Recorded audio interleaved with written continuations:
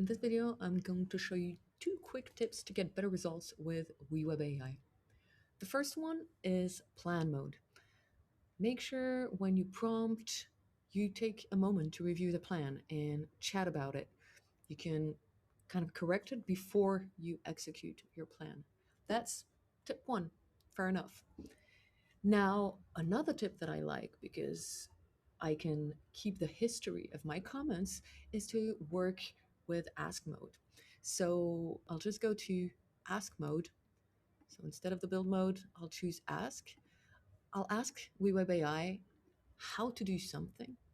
It will come back to me with a solution, which I'll read. And the cool thing is it also shares some documentation.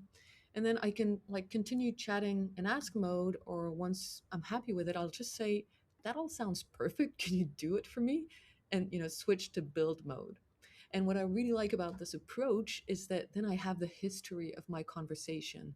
So whereas plan mode is kind of a one-off, chat with it and then go on, with the ask mode, I can look at the history of my chats and understand the reasoning of AI. In both cases, you'll get way better results if you take the time to understand what the AI is planning to do.